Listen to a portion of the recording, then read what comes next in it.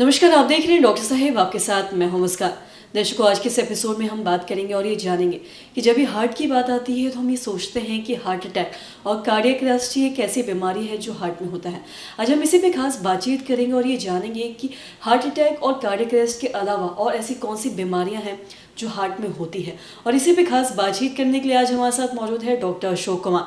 आपको बता दें कि बिहार के जाने माने कार्डियोलॉजिस्ट हैं और साथ ही ये डायरेक्टर हैं कार्डियोलॉजिस्ट डिपार्टमेंट में आरोग्य हॉस्पिटल में। सर नमस्कार, बहुत बहुत स्वागत है आपका। नमस्कार, आपका भी दर्शकों और मुस्कान जी आपका भी। सर मैं आपसे जानना चाहूँगी, अगर हम जब भी बात हार्ट की करते हैं तो लोगों के दिमाग में यही लगता है कि दो ही बीमारी है, या तो एक हार्ट अटैक या फिर कार्डियक अरेस्ट। मैं आपसे जानना चाहूँगी इन दोनों के अलावा ऐसी कौन सी और सी बीमारियाँ हैं जो लोगों को जानने की ज़रूरत है। जी, बहुत सारी बीमारियां हैं हार्ट की। ये तो इसलिए बात होती है कि सबसे कॉमन ये है। अब हम एक एक करके बचपन से शुरू करें तो हर एज ग्रुप में अलग अलग बीमारी होती है।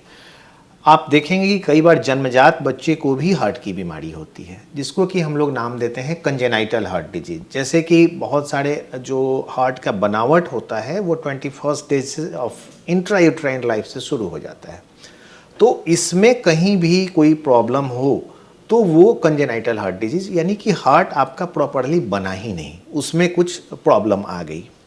इसीलिए प्रेगनेंसी के दौरान हम लोग सलाह देते हैं कि कुछ भी बिना डॉक्टर की सलाह के कुछ भी नहीं खाना है।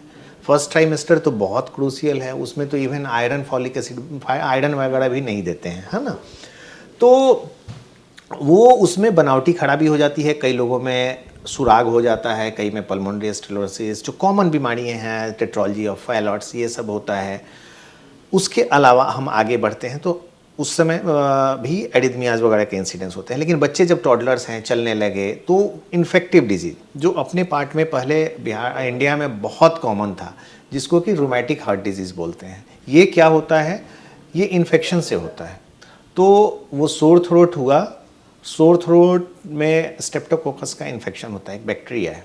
तो इसको कहता है कि यहाँ होता है, उसके बाद पैरों में, जोड़ में दर्द होगा और वो हार्ट को इन्वॉल्व करता है। तो इसको रूमेटिक हार्ट डिजीज़ कहते हैं। इसमें ना हार्ट के वॉल्व्स वगैरह को ख़राब करता है। तो इसलिए बड़ा एक हम लोगों में बात की जाती है कि ये जो स्ट्रेप्टोकोकस है ये गर्दन में होता है और ये हार्ट को काट लेता है, licks the joint and bite the heart. अब इससे हम आगे बढ़ें तो अब हार्ट के स्ट्रक्चर को समझना पड़ेगा। हार्ट एक मस्कुलर ऑर्गन है जो कि हमेशा पंप करते रहता है। इसके चारों तरफ एक झिल्ली होती है जिसे पेरिकार्डियम कहते हैं। तो पेरिकार्डियम में भी इन्फेक्शन के चलते पेरिकार्डियम थिकेंड हो जाता है और इसको पूरा फंक्शन में हैम्पर करने लगता है, जिसको क्रॉनिक कंस्ट्रिक्टिव पेरिकार्डाइटिस बोलते हैं। तो और एक्यूटली इन्फेक्शन हुआ तो पेरिकार्डाइटिस होता है। तो इन्फेक्शन भी हार्ट को हो सकता है और इन्फेक्शन के चलते हार्ट का परमानेंट डैमेज हो सकता है। इससे हम लोग आगे बढ़ते हैं तो जिसमें कि हम लोग देखते हैं सबसे कॉमन कोरोनरी आर्टरी डिजीज, जिससे कि हार्ट अटैक हुआ। ये मसल प्रॉपर काम नहीं करने लगा तो हार्ट फेलियर हुआ। हार्ट फेलियर यानी कि हार्ट को जितना काम करना है उतना नहीं कर पा रहा है, फेल कर रहा है, तो हार्ट फेलियर हुआ। इसके अलावा इसमें जो हार्ट में दो चीज़ें होती हैं, एक तो ब्लड सप्लाई जिससे हार्ट अटैक हुआ, दूसरा इसमें इलेक्ट्रिकल सप्लाई भी होता है, करंट देता है जिससे हमारा हार्ट चलते रहता है। उसमें भी कई तरह का एक डिजेनरेटिव चेंजेस हो जाते हैं। कई बार आपने सुना होगा कि फलाना आदमी को पेसमेकर लगाने की ज़रूरत पड़ी। तो पेसमेकर तब लगाने की ज़रूरत पड़ती है कि इसका इलेक्ट्रिकल पार्ट ऑफ हार्ट में प्रॉब्लम आया, यानी कि करंट जनरेट ही नहीं कर पा रहा है। तो हार्ट को करंट मिलेगा तभी वो पंप करेगा।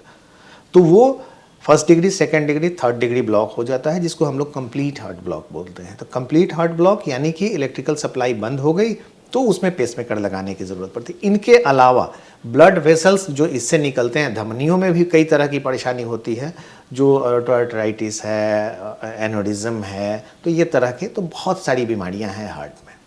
सर बहुत बहुत शुक्रिया तमाम जानकारी देने के लिए। तो आशा करते हैं दर्शकों की जो तमाम जानकारी है आपके लिए लाभदायक रही हो। तो आज की इस वीडियो में इतना ही। अगर आपने अब तक हमारे चैनल को सब्सक्राइब नहीं किया तो तुरंत कर ले, साथ ही हमारे फेसबुक पेज को लाइक करें। वीडियो देखने के लिए आपका धन्यवाद।